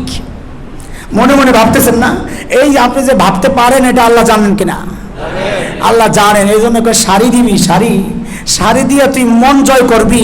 আরে শোন বান্দা, মনকে জোড়া লাগানোর দায়িত্ব একমাত্র আমার। আমি চাইলে জোড়া লাগাই, আমি চাইলে আলাদা করি। তুই সারা দুনিয়ায় যা কিছু আছে খরচ করলেও জোড়া লাগাইতে কথা কার? আল্লাহ বলতেছেন, সূরা আনফালের মধ্যে আসছে, মালিক বলেন, وَأَلَّفَ بَيْنَ قُلُوبِهِمْ لَوْ أَنفَقْتَ مَا فِي الْأَرْضِ جَمِيعًا مَا أَلَّفْتَ بَيْنَ قُلُوبِهِمْ وَلَكِنَّ اللَّهَ أَلَّفَ بَيْنَهُمْ إِنَّهُ عَزِيزٌ حَكِيمٌ। আল্লাহ বলেন দিলে দিলে জোড়া লাগাই আমি। বলে আমি টাকা খরচ করলে কয় টাকা খরচ করবে? কোটি টাকা। আল্লাহ বলেন লাউ আনফাকতা মা ফিল আরদি জামিআ, জগতে যা কিছু আছে জমিনের উপর সব যদি খরচ করো, মা আল্লাফতা বাইনা কুলুবিহিম, দিলে দিলে জোড়া তুমি লাগাইতে পারবা না। কেন?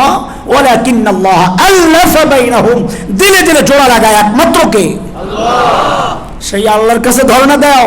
আল্লাহ কইছে আমার কাছে আইছো, তো আমি জানাইয়া দিছি দিলে দিলে মহব্বত তৈরি করব। দুই কামে, ঈমান ঠিক করো, আমল ঠিক করো, দিলে দিলে মহব্বত তৈরি হয়ে যাবে, তাবিজে কাজ হবে না।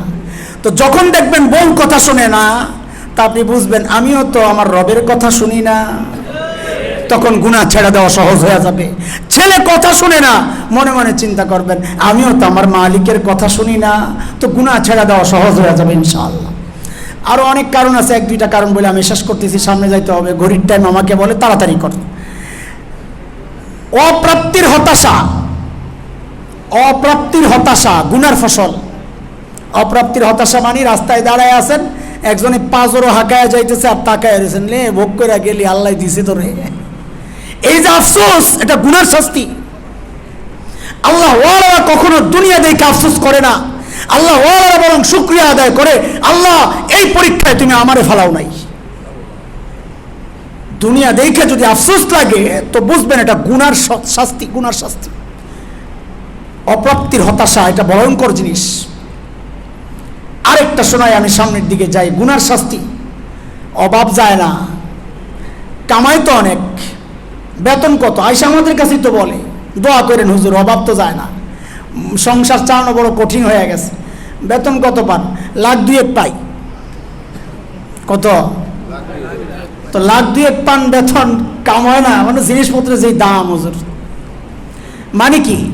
মানে হচ্ছে আমরা রিজিক মনে করি বেশিকে, না, চাহিদা পূরণ হয় যা দ্বারা, ওইটা হলো রিজিক। আল্লাহ আমাকে দিছেন বেশি কিন্তু চাহিদা বাড়াইয়া দিছেন, তাইলে আমার আলটিমেট সব লস, মাইনাস। আমার চাহিদা হইল 3 লাখের, আল্লাহ আমারে দিছেন 2 লাখ, তো আমার 1 লাখের শর্ট, সারা জিন্দিগি আফসোস। আর যে আল্লাহওয়ালা, আল্লাহ তার চাহিদা কমাইয়া দিছেন। গ্রামের একজন মসজিদের ইমাম, ও ভাই বেতন কত পান? 6000 ধরা, সব মাসে ক্লিয়ার হয় না, তো কেমনে চলেন? আলহামদুলিল্লাহ, আল্লাহ খুব ভালো রাখছেন। হুজুরের বউরে যায় জিজ্ঞেস করেন, তোমার জামাই বলে 6000 পায়, তাও বলে ক্লিয়ার না, কেমনে চলো? আলহামদুলিল্লাহ, খানায়ও কষ্ট নাই, থাকায়ও কষ্ট নাই, পড়ায়ও কষ্ট নাই, খুব সুখে আছি আলহামদুলিল্লাহ। কেন? আল্লাহ জরুরত কমাইয়া দিছে। আল্লাহ তার কাছে অর্থ পাঠাইছে কম, কিন্তু জরুরত কমাইয়া যা পাঠাইছে ওইটাই তার জন্য যথেষ্ট। তোমার আর আমার কাছে লাখ লাখ পাঠাইছে, কিন্তু জরুরত দিছে বাড়াইয়া। এখন সব সময় শর্ট পড়েই থাকে, বলে এটা কিসের ফসল? গুনার ফসল। অভাব যদি না যায় তো বুঝতে হবে কিসের ফসল? গুনার ফসল। কি করা লাগবে? বলে গুনাহ পরিষ্কার করো, গুনাহ ছেড়ে দাও, এই ঝামেলা আল্লাহ দূর করে দিবেন ইনশাআল্লাহ। এই একটা বললাম গুনাহ ছাড়ার সহজ রাস্তা, যে গুনার কারণে যে সমস্ত বিপদগুলা হয় দুনিয়ায়, ওগুলার দিকে বারবার দেখা, এই বিপদ কেন, এই বিপদ কেন। সব বিপদের মূলে হচ্ছে আমি গুনাহ করি। তো গুনাহ ছেড়ে দেওয়া কি হবে বলেন? সহজ হবে ইনশাআল্লাহ। একটা বললাম। 2 নাম্বার, এখন থেকে বেশি মনোযোগী হন। এতক্ষণ খালি আমার সাথে জুড়লাম, এতক্ষণ আমার সাথে জুড়লাম, হ্যাঁ, এখন একটু বেশি মনোযোগী হব আমরা। সামনে যারা আছি লড়ালড়ি করবো না, আমার মনোযোগ নষ্ট হয়ে ভাই সব শেষ। উড়াধুরা কথাবার্তা আমরা বলতে পারবো না, লাইনের কথা বলবো, মনোযোগ নষ্ট হইলে হারাইয়া যাব। 2 নাম্বার, কিসের 2 নাম্বার? গুনাহ ছাড়ার সহজ রাস্তা। আল্লাহর লাজ দিলের মধ্যে লালন করা। আল্লাহর লাজ, লজ্জা। কিসের লজ্জা? একটু বুঝেন, কিসের লজ্জা? আমি আমার ছোট্ট বাচ্চার সামনে গুনাহ করতে চাই না, লজ্জা লাগে, বাচ্চা কি বলবে। আমি আমার বন্ধুর সামনে গুনাহ করতে চাই না, আমার ইমামের সামনে গুনাহ করতে চাই না, আমার মুসল্লির সামনে গুনাহ করতে চাই না, আমার মা আমার বাবার সামনে গুনাহ করতে চাই না, মানুষের সামনে গুনাহ করতে চাই না। মানুষ কি বলবে? কি আজীব তামাশা! এরে ভাই, দরজা জানালা আটকায়া তুমি গুনাহ করতেছো যেন মানুষ না দেখে, তো তোমার একটুও চিন্তা নাই যে মানুষ দেখবে এই ভয়ে আমি দরজা জানালা লাগায়া দিলাম, মাখলুকের ভয়ে আমি নিজেকে আড়াল করলাম, অথচ খালেকের দরজা খোলা, অথচ আমার মালিক দেখতেছেন। তার মানে একটা বাচ্চার চেয়ে আমি আমার মালিকের ইজ্জত কম দেই, একটা ছোট্ট শিশুকে আমার মালিকের চেয়ে বেশি সম্মান দিছি, তার ভয়ে গুনাহ করলাম না, লজ্জা লাগে। এই লাজ মালিকের রাখা। কি মনে হয় আমি আর আপনি যখন একা হয়ে যাই, কি মনে হয় মালিক আমারে বুঝি কেউ দেখে না? না, আমারে কেউ দেখে না, অথচ আল্লাহ বলতেছেন দেখি না। মানে আলাম ইয়ালাম আন্নাল্লাহা ইয়ারা, সে কি জানে না আল্লাহ তাআলা তাকায় রইছেন, আল্লাহ দেখতেছেন, সে কি জানে না? বলে কিভাবে দেখে? সূরা তুরের শেষ দিকে আসছে, আল্লাহ নবীকে উদ্দেশ্য করে বলতেছেন, ওয়াসবির লিহুকমি রাব্বিক ফাইন্নাকা বিআয়ুনিনা। নবী, আমি আপনার দিকে সরাসরি তাকায়া রইছি। আল্লাহ আমার আর আপনার দিকে সরাসরি তাকায়া রইছেন। শুধু কি তাকায়া রইছেন? অনেক সময় তো আমরা গাফলতের তাকায়া থাকি, অমনোযোগী তাকায়া রইছি, ভাবতেছি আরেকটা, সামনে দিয়ে কে আসলো গেল টের পাই না। আল্লাহ কি ওই রকম তাকায়া রইছেন? আল্লাহ বলেন না, ওই রকম তাকায়া রই নাই। নবীকে ডাক দিয়া বলতেছেন, ইন্না রাব্বাকা লাবিল মিরসাদ, ইন্না রাব্বাকা লাবিল মিরসাদ। আমি ওই রকম গাফলতের তাকায়া রই নাই। মিরসাদ হচ্ছে ওই অবস্থা, শিকারী যখন শিকার করতে যায় তখন চূড়ান্ত সতর্কতার সাথে আগায়, আস্তে আস্তে তার তাক করে, পা ধীরে ধীরে ফেলে, নিঃশ্বাস ধীরে ধীরে ফেলে, যেন শিকার টের না পাওয়া যায়। হঠাৎ মুখ্যম সময় পাইলি তীর ছুঁড়ে ফেলে, এই অবস্থাটাকে বলে মিরসাদ। আল্লাহ বলতেছেন আমি শুধু তাকায়া রই নাই, এ নবী, ইন্না রাব্বাকা লাবিল মিরসাদ, আপনার রব তো উৎপাইতা রয়েছে, যে কোনো মুহূর্তেই বান্দাকে খপ করে ধরে ফেলতে পারে। কি মনে হয় আমি যখন গুনাহ করি কি মনে হয় আমারে কেউ দেখতেছে না, না। আর আল্লাহ বলতেছেন কেউ জানতেছে না। আল্লাহ বলতেছেন ইয়ালামু খাইনাতাল আয়ুন, ইয়ালামু খাইনাতাল আয়ুন ওয়া মা তুখফিস সুদূর। চোখের আড়ালে কার দিকে তাকাইছো আমি ওইটাও জানি। দিলে দিলে কি বাজে কল্পনা করতেছো আমি ওইটাও জানি। বলে দিলের ভেতরটা মনে করছো ভেতরেই থাকবে। কোরআনের আরেক জায়গায় আল্লাহ বলতেছেন ওয়াহুসিলা মাহফিস সুদূর, ওয়াহুসিলা মাহফিস সুদূর। ভিতরে যা কিছু আছে সব মালিকের সামনে জমা হয়ে যাবে। কি মনে হয় তুমি একা, তোমার সাথে কেউ নাই, এজন্য গুনাহ করতেছো, তাই না? আল্লাহ বলতেছেন ওহুয়া মাআকুম আইনামা কুনতুম। এরে বান্দা তুই কই যাবি, তুই যেখানে যাবি আমি ওই জায়গায় তোর সাথে আছি। যাও এমন জায়গায় যায় গুনাহ করো, আমি হাসান জামিল অনুমোদন দিয়ে দিলাম। এমন জায়গায় যায় গুনাহ করো ভাই, যেই জায়গায় তোমার বিশ্বাস যে আমাকে সবাই না দেখলে মালিকও দেখে না, এমন এক জায়গায় যায় গুনাহ করো, কোনো সমস্যা নেই, যাও। আরে লাজ তো রাখো, যেই সন্তানের লজ্জা তুমি করতেছো ওই সন্তান তোমারে কি দিছে? যেই বিবির লজ্জা তুমি করতেছো, যেই উস্তাদের লজ্জা তুমি করতেছো ভাই, ওই উস্তাদ তোমাকে কি দিছে ভাই? আর মালিক কি দিছেন? একটু লাজ তো রাখো। মালিক যেন আমি যখন গুনাহ করি মালিক শুধু দেখেন না, মালিক ঠিক ওই কথাটা মনে করাইয়া দিয়া দিয়া আমারে পেছন থেকে ডাকতে থাকেন, পেছন থেকে ডাকতে থাকেন। আমি আর আপনি যখন গুনাহ করতে আগাই তো আমাদের ওই দিল নাই যে মালিকের ডাক শুনতে পাই, কিন্তু মালিক প্রত্যেকটা বান্দাকে তখন ডাকেন। কি বলে ডাকেন? যে এরে বান্দা আমি করিম রব, আমি করিম রব। করিম বলা হয় ওই সত্তাকে যিনি না চাইতেই দেন, যিনি না চাইতেই দেন। তো আল্লাহ বলতেছেন তুই দেখ তোর কত কিছু দিছি, তুই আমার কাছে চাস নাই। তোর ওই সুন্দর চোখগুলো আমি দিছি, তুই তো চাস নাই। তোর ওই সুন্দর কান আমি দিছি, তুই তো চাস নাই। ওই ভুরু লাগাইয়া দিছি, দেখ চাস নাই। আরে এমন শ্রেষ্ঠ নবী দিছি, তুই তো চাস নাই। তোর নেতা, আরে ভাই আমার আর আপনার নেতা কতদিন আমাদের জন্য জেল খেটেছেন বলেন? আমার আর আপনার নেতা কতদিন আমাদের জন্য না খায়া ছিলেন? আমার আর আপনার নেতা কতদিন আমাদের জন্য শরীরটা ক্ষতবিক্ষত করেছেন? আমার আর আপনার নেতা কয়বার নিজের দাঁতকে শহীদ করেছেন? আমাদের জন্য কতবার মাথা মোবারককে টুকরা টুকরা করেছে, ক্ষতবিক্ষত করেছে, কয়দিন করেছে? কয়দিন আমার নেতা আমার জন্য অপেক্ষায় বসে থাকেন? অথচ আল্লাহ এমন এক বড় নিয়ামত নবী দিয়েছেন, যেই নবী আমার আর আপনার জন্য জেল খেটেছেন, যেই নবী আমার আর আপনার জন্য না খেয়েছিলেন, যেই নবী আমার আর আপনার জন্য তার দেহ মুবারককে রক্তাক্ত করেছেন, যেই নবী আমার আর আপনার জন্য তার মাথা মুবারক ক্ষতবিক্ষত করেছেন, তার দাঁতকে শহীদ করেছেন। আরে শুধু তাই না, আজও অপেক্ষা করতেছে কখন আমি আর তুমি যাব, আমাদেরকে সুপারিশ করায়া মালিকের দরবার থেকে ছুটাইয়া আমাদেরকে নিয়ে জান্নাতে চলে যাবে। কত বড় নিয়ামত মালিক দিছেন। আমি আর আপনি যখন গুনাহ করতে যাই মালিক ঠিক ওই কথাগুলো বলে বলে ডাক দিয়া আমাকে সতর্ক করেন, ইয়া আইয়ুহাল ইনসান মা গররাকা বিরাব্বিকাল কারীম। এ মানুষ, তোর ওই করিম রবের ব্যাপারে তোর কে ধোকায় ফেললো? আরে করিম রব তো ওই সত্তা যিনি না চাইতেই দেন। তো বান্দা হয়তো বলতে পারে আমাকে না চাইতে আপনি কি দিছেন?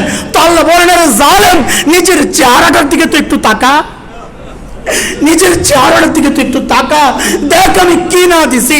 আল্লাযী খালাকাকা ফাসাওয়াকা ফাআদালাক। দেখ কি সুন্দর করে তোর চেহারা সাজাইছি, তোর মতো সুন্দর করে আমি কোন মাখলুক বানাই নাই। দেখ তুই তোর চোখের সামনে কি সুন্দর একটা শাটার লাগাইয়া দিছি, ময়লা আসলে এটা ঢাইকা দেয়, তোরে একটু ময়লা আসলে এটা টিপ মারে। আর ঝাড়ু লাগাইয়া দিছি, পানি আসে ওই ঝাড়ু দিয়ে পরিষ্কার করে তোর চোখকে যেমন তেমন করে দেই। তুই বুঝিস না কেন কি সুন্দর করে তোরে বানাইছি। আল্লাযী খালাকাকা ফাসাওয়াকা ফাআদালাক ফি আই সূরাতিন মা শাআ রাক্কাবাক। দেখ জালেম, নিজের মুখের দিকে তাকায়া দেখ। আরে তোর ওই করিম রবের ব্যাপারে তোর কে ধোকায় ফেললো? এরে যুবক ভাই আমার, আমি আর তুমি যখন এই চোখ দিয়া গুনাহ করি তো মনে করো মালিক ওই মুহূর্তে আমার আর তোমারে ডাকতেছেন, এই মানুষ, এই মানুষ, তুই যে চোখ দিয়া তাকায় রইছস যার দিকে, ওই নায়ক নায়িকা তোর চোখ বানায় নাই, আমি আল্লাহ না চাইতে ওই চোখ তোরে দিছি। আমি আর তুমি যখন হেডফোন লাগায়া লাগায়া গান শুনি ঠিক ওই মুহূর্তে মালিক ডাকতে থাকেন, আরে জালেম, এ মানুষ, করিম রবের ব্যাপারে তোরে কে ধোকায় ফেললো? তোর ওই গায়ক গায়িকা এই কান দেয় নাই, না চাইতে আমি করিম রব তোর ওই নিয়ামত দিছি। মালিকের লাজ তো রাখো। এত এত নিয়ামত পায়া, এত এত নিয়ামত পায়া ওই মালিকের নাফরমানি কেমনে করব? গুনাহ করার সময় চিন্তা লালন করি তো গুনাহ ছেড়ে দেওয়া সহজ হয়ে যাবে ইনশাআল্লাহ। দুইটা বললাম। 3 নম্বর গুনাহ ছাড়ার সহজ রাস্তা বলতেছি, মালিক দেখতেছেন। 2 নম্বর। 3 নম্বর, মালিকের সামনে একদিন আমাকে দাঁড়াইতে হবে, এই আমলনামা নিয়ে দাঁড়াইতে হবে। ওই দাঁড়াইলে কি হবে? আমি অস্বীকার করব, আমি করি নাই গুনাহ।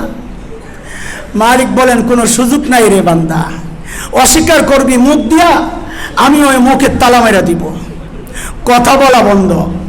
সাক্ষী চলে আসবে, বলে কে সাক্ষী দিবে? তো আল্লাহ বলতেছেন তোর হাত সাক্ষী দিবে, তোর পাও সাক্ষী দিবে, তোর চোখ সাক্ষী দিবে, তোর কান সাক্ষী দিবে, হ্যাঁ তোর চামড়া সাক্ষী দিবে। যেই জায়গায় দাঁড়ায়া গুনাহ করছস ওই জায়গা সাক্ষী দিবে, জমিন সাক্ষী দিবে। যান গুনাহ করে এমন জায়গায় করে যে জায়গা যেন সাক্ষী না দিতে পারে। দেখেন কোন জায়গায় জায়গা করে। আল্লাহ বলতেছেন ইয়াউমা ইযিন তুহাদ্দিসু আখবারাহা বিআন্না রাব্বাকা আওহা লাহা। জমিন সব বলে দিবে, দাঁড়ায় দাঁড়ায় কি করছেন সব বলে দিবে। আল ইয়াউমা নাখতিমু আলা আফওয়াহিহিম ওয়া তুকাল্লিমুনা আইদিহিম ওয়া তাশহাদু আরজুলুহুম বিমা কানু ইয়াকসিবুন। জবান বন্ধ, হাত কথা বলবে, পাও সাক্ষী দিবে। হাত্তা ইযা মা জাউহা শাহিদা আলাইহিম সামউহুম ওয়া আবসারুহুম ওয়া জুলুদুহুম বিমা কানু ইয়ামালুন। চোখ সাক্ষী দিবে, কান সাক্ষী দিবে, চামড়া সাক্ষী দিবে। মানুষ ক্ষোভ আর দুঃখে চামড়াকে বলবে তুইও আমার বিরুদ্ধে সাক্ষী দিলি। ওয়াকালু লিজুলুদিহিম লিমা শাহিদতুম আলাইনা। আমার বিরুদ্ধে কেন সাক্ষী দিলি তুই? তোর না কত ঘষা মাঝে আমি রাখতাম, কত যত্ন নিতাম, তুই আমার বিরুদ্ধে কেন সাক্ষী দিলি? চামড়া কথা বলবে। ক্বালু আনতাকানাল্লাহুল্লাযী আনতাকা কুল্লা শাই। যে আল্লাহ সবাইকে কথা বলার শক্তি দিয়েছেন, ওই আল্লাহ আমাকেও কথা বলার শক্তি দিয়া তোমার বিরুদ্ধে সাক্ষী দেওয়ার হুকুম করেছেন। আমি কি করব? আমি কি করব? সাক্ষী শেষ। নিজের সাথী তো 6টা, জমিন সাক্ষী, পাও সাক্ষী, হাত সাক্ষী, চোখ সাক্ষী, কান সাক্ষী, চামড়া সাক্ষী। 6টা তো হয়ে গেছে নিজের সাথে যুক্ত। সাক্ষী কিন্তু শেষ হয় নাই, কিরামান কাতিবিনও সাক্ষী। আসল সাক্ষী তো রয়ে গেছে, আসল সাক্ষী রয়ে গেছে। আমার আমল নামা হইল আসল সাক্ষী, সব লেখা আছে। সূরা হাক্কার মধ্যে আসছে, আহা বাম হাতে যখন আমল নামা আসবে, মালিক বলতেছেন, হালতটা মালিক জানায় দিতেছেন যেন আগের থেকে সতর্ক হই। ওয়া আম্মা মান উতিয়া কিতাবাহু বিশিমালি ফায়াকুলু ইয়া লাইতানি লাম উতা কিতাবি ওয়া লাম আদরি মা হিসাবিয়া ইয়া লাইতাহা কানাতিল কাদিয়া মা আগনা আন্নি মালিয়া হালাকা আন্নি সুলতানিয়া। যার আমল নামা বাম হাতে আসবে, আল্লাহ বলেন সে আমল নামা দেখে বসবে, ইয়া লাইতানি লাম উতা কিতাবিয়া, এই আমল নামা যদি আমার না দেওয়া হইতো, ওরা মাদ্রি মা হিসাবিয়া, আমি জানি না এখন আমার হিসাব কি হবে। যদি মৃত্যু পর্যন্তই যদি সব শেষ হয়ে যেত, এ পর্যন্ত যদি আশা না লাগতো, দুনিয়ায় টাকা দিয়া সব পরিবর্তন করছি, মা আগনা আন্নি মালিয়া, আজকে আমার মাল তো আমারে বাঁচাইতে পারতেছে না। ক্ষমতার দাপট দেখাইছি, হালাকা আন্নি সুলতানিয়া, আজকে ক্ষমতাও তো আমারে বাঁচাইতে পারতেছে না, আমার ক্ষমতাও তো শেষ। আমল নামা পড়লে চমকায় উঠবে। এতক্ষণ তো আমল নামা দেখেই ভয় পাওয়া গেছে, যেই না আমল নামা খুলবে, খুইলেই তো চমকায়া যাবে, আয় এটা কেমন আমল নামা, মালি হাজাল কিতাব।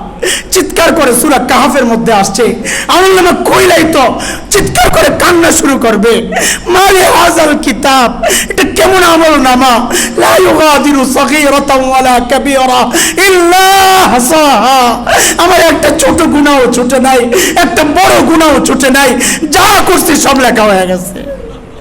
এখন আমার উপায় কি হবে?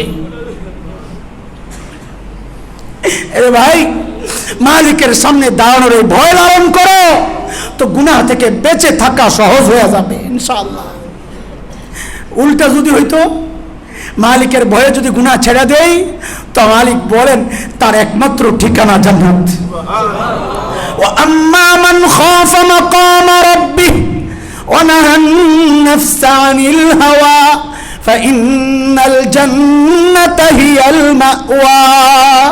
আল্লাহর ভয়ে যে গুনাহ ছেড়ে দেয়, আল্লাহ বলেন তার একমাত্র ঠিকানা জান্নাত। কয়টা গেল ভাই? হ্যাঁ, 3টা গেল। চতুর্থটার ব্যাখ্যায় যাব না, আমার সময় কম। চতুর্থ আরেকটা কারণ, যেই মাধ্যমে গুনাহ ছেড়ে দেওয়া সহজ হবে। আচ্ছা, এখানে বসে বসে গুনাহ করতেছেন, গুনাহ মুক্ত আছি আমরা? আলহামদুলিল্লাহ। এই যে গুনাহ মুক্ত আছেন, আপনাদের কষ্ট হচ্ছে? এটার কারণ কি?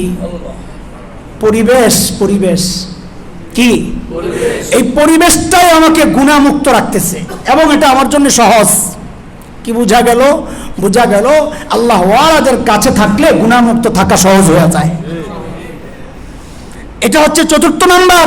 গুনাহ মুক্ত থাকতে চাও, নিজে নিজে মুশকিল, কোন আল্লাহ ওয়ালার সোহবতে যাও, কোন হক্কানি আলেমের কাছে বারবার যাও, তাদের সাথে ইসলামী সম্পর্ক করো, দিলের হালত জানাও, তার পরামর্শ মতো চলো, তো ইনশাআল্লাহ আশা করা যায় গুনাহ ছেড়ে দেওয়া সহজ হয়ে যাবে ইনশাআল্লাহ।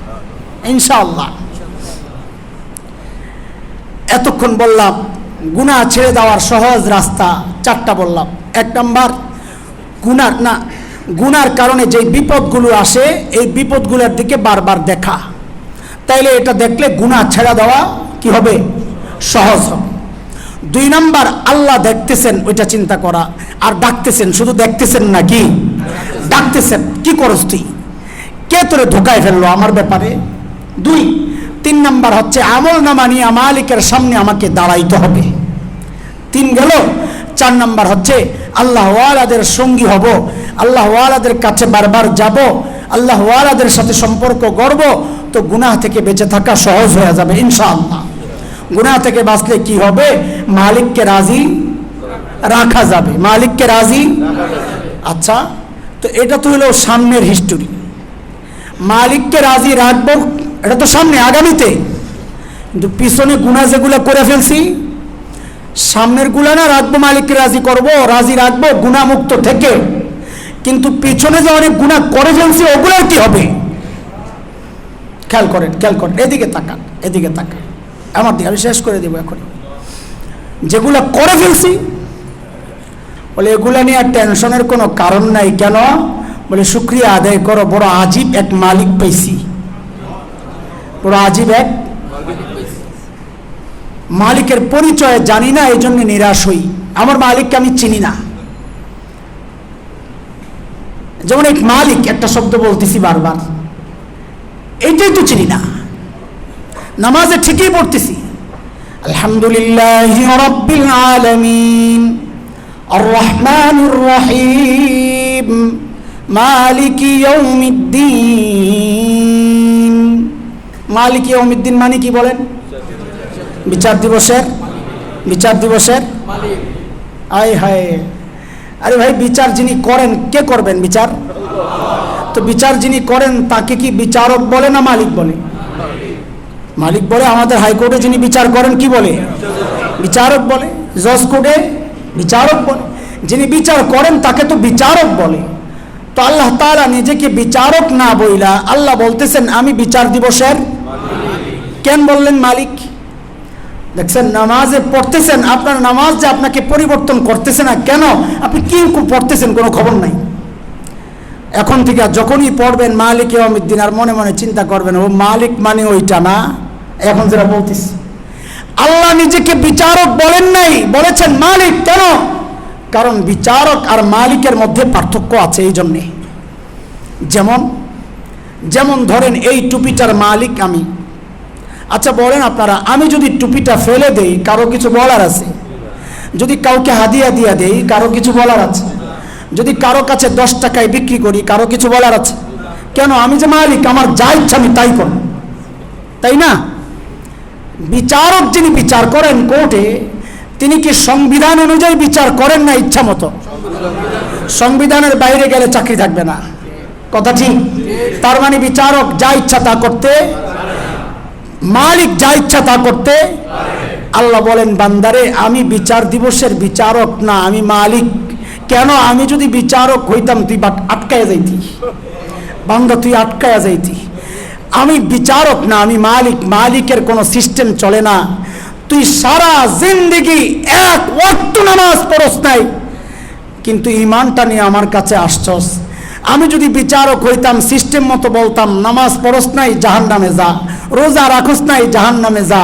কিন্তু আমি যেহেতু বিচারক না, আমি সিস্টেমের ধারে না, আমি মালিক, আমি যা ইচ্ছা তাই করতে পারি। ঈমান নিয়ে আসছস, সারা জিন্দেগির গুনাহগুলো মাফ কইরা আমি তোরে জান্নাত দিয়ে দিতে পারি। এই জন্য আল্লাহ নিজেরে মালিক বলেছেন, বিচারক আমাদেরকে বাঁচায়া দিছেন, আলহামদুলিল্লাহ। বিচারক হইলে আমরা আটকায়া যাইতাম, সিস্টেম মতো বিচার চলতো। একটা শেখাইলাম যে আগে মালিক চিনেন। মালিক চিনলে মালিকের সাথে দূরত্ব তৈরি হবে না, গুনাহ রাখার কোনো কারণ নাই। এ ভাই, কাপড় ধুইতে সাবান লাগে? হ্যাঁ, অনেক হিট দিয়েও এখন ক্লিয়ার করে, ওটাও তো মেশিন লাগে, লাগে না?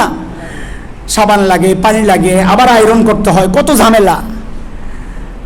অথচ ময়লা কাপড় থাকলে অস্বস্তি লাগে। চেহারায় ময়লা, না ধুয়ে ঘুমাইতে যান না।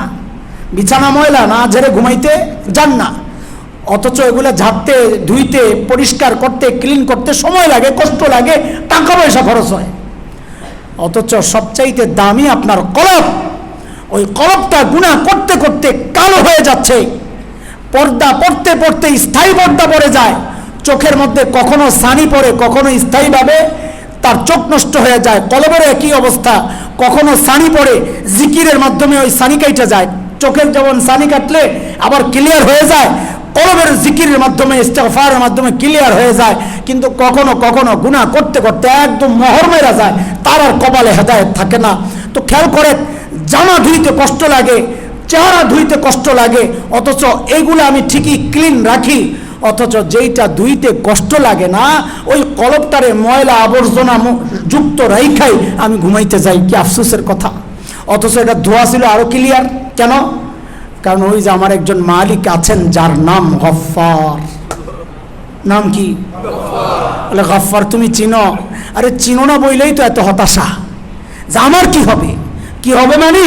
আমার একজন গফফার আছে না, কি হবে মানে? আরে একজন নেতার স্পেশাল লোক হইলে সে অপরাধ কইরা বেড়ায়। আমার লিডার আছে, আমার বাঁচায় নেবে। তোমাকে এই জন্য বলি না অপরাধ করো, কিন্তু যদি করে ফেলো হতাশার কোনো কারণ নাই, যে আমার তো একজন গফফার আছে। গফফার কে? তো গফফার চিনো? গফফার চিনো? একটু চিনো? দুনিয়ার মানুষ অপরাধীকে খুঁজে শাস্তি দেওয়ার জন্য। কিসের জন্য? দুনিয়ার মানুষ অপরাধীকে খুঁজে শাস্তি দেওয়ার জন্য। আর গফফার ওই জাতের নাম যিনি অপরাধীকে খুঁজেন মাফ করার জন্য। প্রত্যেক দিন শেষ রাতে শেষ আসমানে চলে আসেন, আয়সা ডাকতে থাকেন, আলা আমিন মুস্তাগফির ফাগফির আলা। কে কে আসো, গুনাহ করছো, করে ফেলছো আর কি। আমি তো তোমার পরীক্ষায় ফেলাইছি। তোমার নফস তোমার সাথে প্রতারণা করেছে, তোমার দুশমন শয়তান তোমাকে ধোঁকা দিয়েছে, গুনাহ করে ফেলছো। এখন আসো না আমার কাছে, আমি আসছি তোমাকে মাফ করার জন্য। মাফ চাও তো আমি মাফ করে দিই। মনে মনে ভাবতেছেন কত মাফ করবে, কত মাফ করবে? তো দুইটা জবাব শুনেন, কত মাফ করবে। শয়তান যখন আল্লাহকে চ্যালেঞ্জ করেছিল, সূরা আরাফ আয়াত 16, قال فبما أغويتني لأقعدن لهم صراطك المستقيم। শয়তান আল্লাহকে চ্যালেঞ্জ করেছে, আল্লাহ আমি আপনার বান্দাকে গুমরাহ করতেই থাকবো, করতেই থাকবো, করতেই থাকবো। আল্লাহর জবাবের ঢংটা এমন, শব্দগুলা না, জবাবের ঢংটা এমন। এই তুই কি বললি? তুই আমার বান্দারে গুমরাহ করতেই থাকবি, করতেই থাকবি না? হ্যাঁ। বলে তোর কথা কি শেষ? আল্লাহ জিজ্ঞেস করতেছেন, তোর কথা কি শেষ? এই শয়তান, তোর কথা কি শেষ? বলে, হ্যাঁ আমার কথা শেষ। তো আল্লাহ জবাব দেন, তোর কথা যদি শেষ হয় তো এবার আমারটা শোন। তোর কথা যদি শেষ হয় তো আমারটা শোন। তুই আমার বান্দারে গুমরা করতেই থাকবি, করতেই থাকবি, করতেই থাকবি, তাই না? তো আমারটাও শোন, আমি আমার বান্দারে মাফ করতেই থাকবো, করতেই থাকবো, এই মালিক রে গাফফার ছিল বলে, গুনাহ তো অনেক, কত মাফ করবে? তো আল্লাহ বলেন, তুই কি মনে করছস তোর গুনার শক্তি আমার গাফফারের শক্তির চেয়েও বেশি? কত গুনাহ করছস? বলে, অনেক গুনাহ। তো বলে, গোটা দুনিয়ায় ছড়াইতে থাক। তো ছড়াইতে ছড়াইতে গোটা দুনিয়ায় গুনাহ ছড়াইছে, শেষ হইছে না আরো রয়েছে? কারো আছে, কয় স্তূপ দে। স্তূপ দিতে দিতে আল্লাহ বলেন, কত দিবি? তা আমি একবারে শোনায়া দিই, শোন। তোর গুনার পরিমাণ যদি গোটা দুনিয়া ভরতে ভরতে ভরতে ভরতে হাজার হাজার কোটি মাইল দূরে, কত দূরে এখনো কেউ আবিষ্কার করতে পারে নাই, নক্ষত্রই তো হাজার কোটি মাইল দূরে। তো আল্লাহ বলতেছে, গুনাহ ভরতে ভরতে ভরতে বান্দারে যদি আমার আসমানে এসে থাকে, আমি তো গফফার, আমি তোরে জানিয়ে দিচ্ছি, শোন, আমার কাছে তুই মাফ চাইলে লা উবালি, আমি কোনো পরোয়া করি না, সব গুনাহ মাফ করে দিই। বলে, গুনাহ করলাম 80 বছর, একবারে সব মাফ, কেমন কেমন লাগে? বলে, এখন বুঝা তো সোজা, আগে বুঝতে কষ্ট লাগতো, এখন বুঝা সোজা। মোবাইল চালান না, মোবাইল, কম্পিউটার, ইন্টারনেট, ল্যাপটপ, সেখানে ডিলিট করার সিস্টেম থাকে না ভাই? এক জায়গায় একটা ফাইলের মধ্যে 1 কোটি নাম আছে, লিখতে লাগছে কতক্ষণ? 1 কোটি নাম লিখতে কতক্ষণ লাগছে? 1 মুহূর্ত না, লম্বা টাইম, লম্বা টাইম। এখন আপনার ডিলিট করা দরকার, বলে ডিলিটের অনেক সিস্টেম আছে, একটা ক্লিক করে ডিলিট টিপ দেন, একটা নাম গায়েব হয়ে যাবে। 10টা ডিলিট করা দরকার, 10টা ক্লিক করে ডিলিট টিপ দেন, 10টা গায়েব হয়ে যাবে। আপনার চিন্তা হইলো না, আমি 1 কোটি গায়েব করব। তো সিস্টেম কি? ডিলিটে টিপ দেন, অল ডিলিট অপশন আসবে, আসবে অল ডিলিট। তো অল ডিলিট মানে, বলে অল ডিলিটে ক্লিক করে ওকে টিপ দাও, সব যাবে না, 2-1টা থাকবে। আরে ভাই, আজীব কথা, তোমার নিজের হাতের বানানো কম্পিউটার আর মোবাইলে যদি অল ডিলিট অপশন থাকে, তো তোমার কি মনে হয় তোমার মালিক বুঝি তোমার গুনার ফাইলের অল ডিলিটে টিপ দিতে পারেন না? মালিককে খালি ডাক দিয়ে বলো, মালিক গুনাহ তো করছি, করব কি? তাড়ায়া দিলে যাব কই? তাড়ায়া দিলে যাব কই?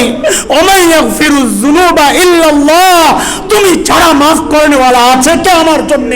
তার একটা দরজা দেখা দাও যে ওই জায়গায় যাই, তুমি ছাড়া তো মাফ করেনেওয়ালা কেউ নাই। তাড়ায়া দিলে যাব কই? মালিক, তুমি আমার গুনার ফাইলে অল ডিলিট একটা টিপ দিয়ে দাও। মালিক বলেন, আমি টিপ দিতে রাজি আছি।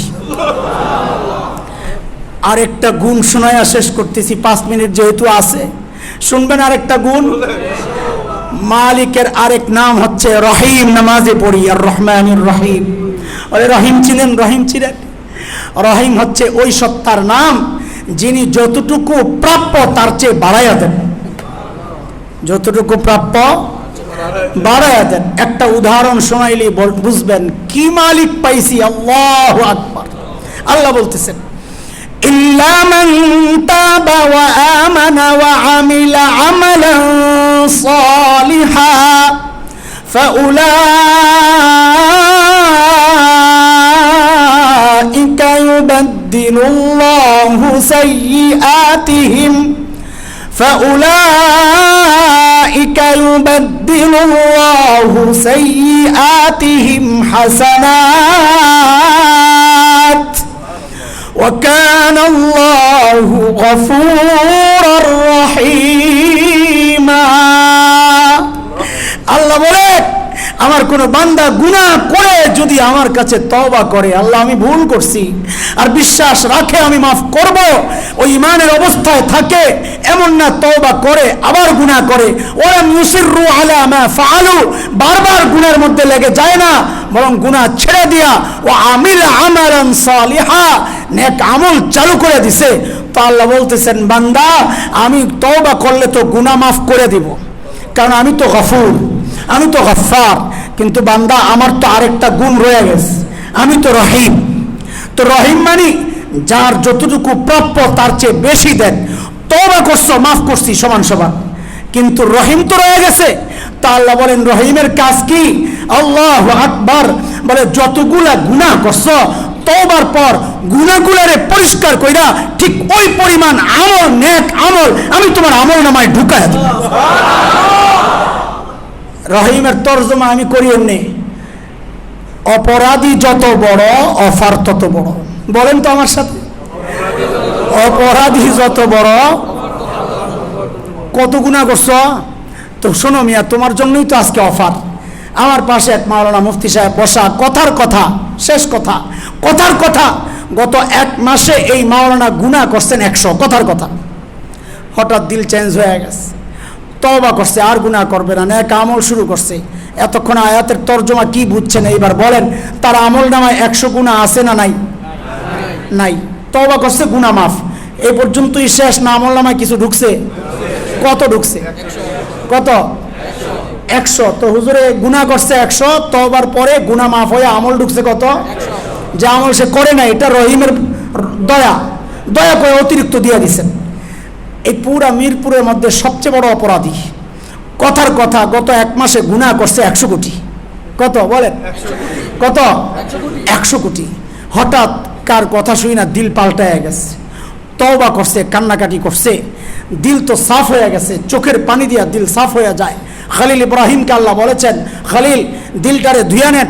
তো বলে আল্লাহ ওই জায়গায় পানি পৌঁছাবো কেমনে? তো আল্লাহ বলেন দিল ধোয়ার জন্যে ওই বাইরের পানি লাগে না, ভিতরের পানি দরকার, আমার সামনে একটু চোখের পানি ফেলা। তো দিল ধুয়ে ফেলছে। গুনাহ কত ছিল? কত? তওবার কারণে যে দিল সাফ হইছে, সব সাফ হইছে না কিছু হইছে? সব ক্লিয়ার, সব ক্লিয়ার। শেষ হয়ে গেছে না আরো কাজ রয়ে গেছে? এখন তার আমল নামায় ঢুকছে কত? নেকি ঢুকছে কত? 100 কোটি নেকি করছে? করে নাই। এই জন্যে বলি রহিমের অফার। অপরাধী যত বড় অফার তত বড়। অপরাধী ছোট, গুনাহ করছে 100, তওবার পরে নেক ঢুকছে 100। অপরাধী বড়, গুনাহ করছে 1 কোটি, তওবার পরে নেক আমলের পরে আল্লাহ তার আমল নামায় নেক আমল ঢুকায় দিয়েছেন 100 কোটি। আসো আসো, কত বড় অপরাধী আসো, আসো মালিকের দরবারে আসো। নিরাশ কেন হও? কত বড় অপরাধী তুমি, আসো। আজকে আলেমের চেয়ে আগায় যাওয়ার সুবর্ণ সুযোগ তোমার আল্লাহ দিয়ে দিচ্ছেন। আলেম সারা জিন্দিগি গুনাহ করছে 1000 কোটি, তুমি সারা নেক করছে, আলেম নেক করছে সারা জীবন 1000 কোটি, তুমি গুনাহ করছো সারা জিন্দিগি 2000 কোটি। তওবা করো, আল্লাহ বলেন তোর আমল নামায় আমি 2000 কোটি নেক ঢুকাইয়া দিব। আলেম করছে 1000 কোটি, তুমি আমল না কইরা তওবার নেক আমলের মাধ্যমে এখন আমল নামা তোমার সমৃদ্ধ কত নেকি দিয়া? 2000 কোটি নেকি দিয়া। এটাই হলো অর্থ অফার। অপরাধী যত বড় অফার। আল্লাহ তাআলা আমার জীবনকে ওইভাবে সাজানোর তৌফিক দেন যেইভাবে সাজাইলে মৃত্যুর সময় আল্লাহর সন্তুষ্টি নিয়ে মরতে পারি। আল্লাহ তাআলা গুনাহমুক্ত জীবন দান করেন, গুনাহ ছেড়ে দাও আমাদের জন্য আল্লাহ সহজ করে দেন। আমিন আমিন। ওয়া আখিরু দাওয়ানা আলহামদুলিল্লাহি রাব্বিল আলামিন।